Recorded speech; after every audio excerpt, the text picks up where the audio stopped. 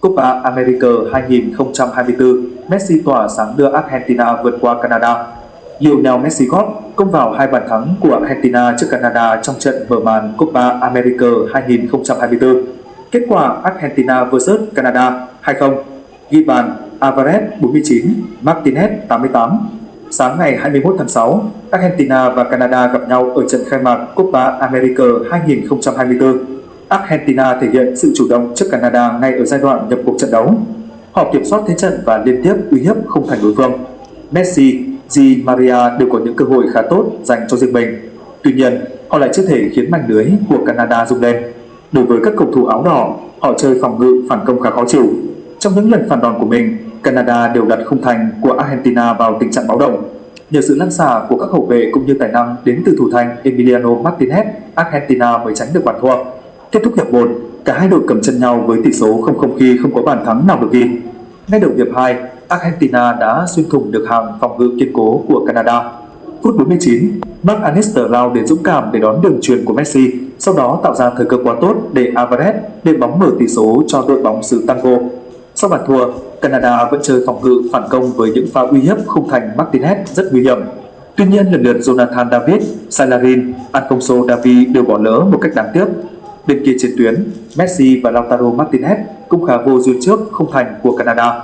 Ngay khi đối mặt thủ môn Review, cả hai cũng không thể chiến thắng. Đến phút thứ 88, chính Messi có pha chọc khe thuận lợi để Lautaro Martinez thoát xuống dứt điểm sâu kim thủ thành Canada để ấn định chiến thắng 2-0 cho Argentina.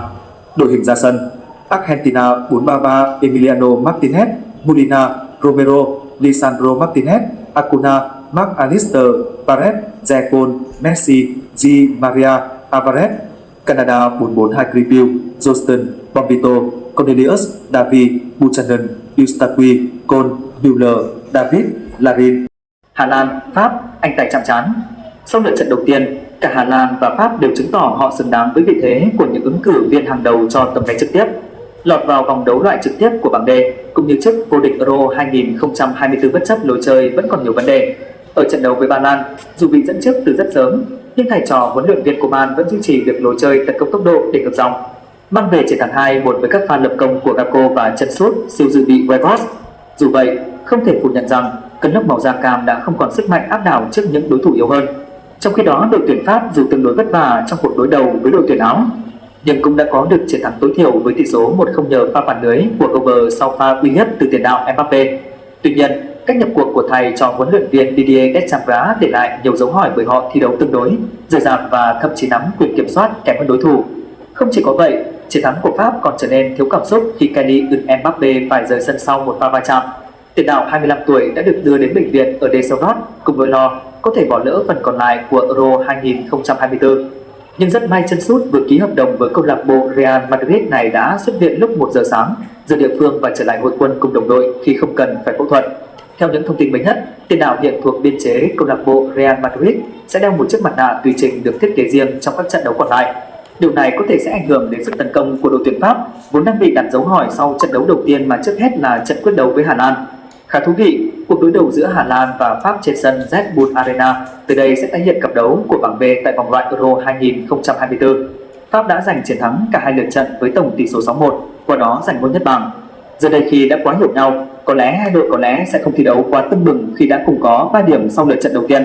Một trận hòa có lẽ sẽ khiến cả Hà Lan và Pháp hài lòng khi mở toang cơ hội vào vòng trong.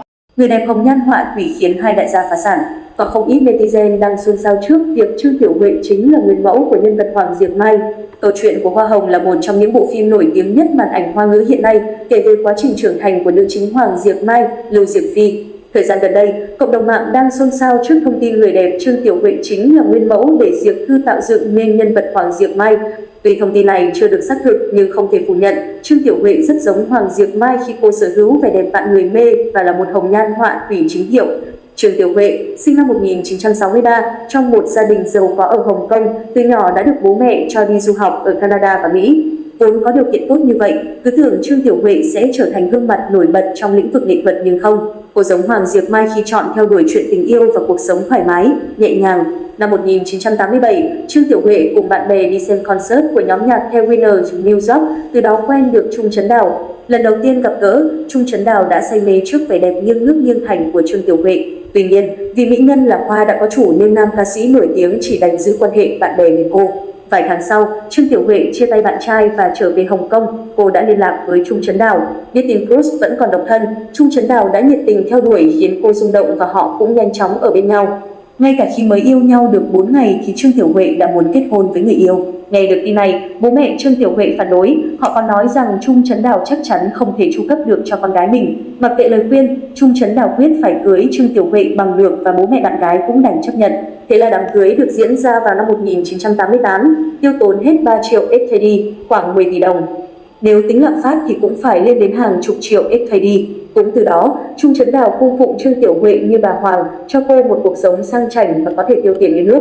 Khi ấy, Trung Trấn Đào là ngôi sao hàng đầu của xứ Cản Thơm với khối tài sản hàng trăm triệu SKD và cũng là đại gia trong showbiz thời bây giờ. Dù vậy, Trương Tiểu Huệ vẫn đủ sức khiến tài sản của chồng bay nhanh như một cơn gió sau khi sinh con thứ hai vào năm 1995.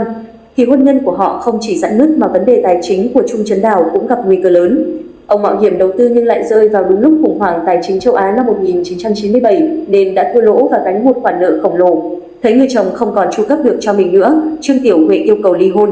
Ai ngờ trước khi chính thức ly hôn, Trương Tiểu Huệ đã qua lại với doanh nhân giàu có Trần Diệu Mân, một người từng hợp tác làm ăn với Trung Trấn Đào. Không chỉ mang danh ngoại tình mà Trương Tiểu Huệ còn phá hoại hạnh phúc của người ta khi Trần Diệu Mân cũng đã có gia đình. Trần Diệu Mân say mê vẻ đẹp tuyệt diễm của Trương Tiểu Huệ, ông giống như Trung Trấn Đào ngày xưa, dùng rất nhiều tiền để cung phụng cho mỹ nhân. Nhưng chẳng hiểu sao, hai người bên nhau không được bao lâu thì Trần Diệu Mân cũng bị khủng hoảng, phá sản và không còn đồng nào nữa. Ông hết tiền và đương nhiên không thể giữ chân Trương Tiểu Huệ, khiến cho hai đại gia ở Hồng Kông phá sản, cũng từ đó mà Trương Tiểu Huệ bị gọi là hồng nhan họa thủy. Sau những cuộc tình ồn ào, Trương Tiểu Huệ không còn xuất hiện công khai nữa, cô sống độc thân và tự mình kinh doanh. Ở ngưỡng tuổi 60, mỹ nhân từng khiến nhiều người điêu đứng này đã có cơ ngơi của riêng mình chứ không còn phụ thuộc vào đàn ông nữa.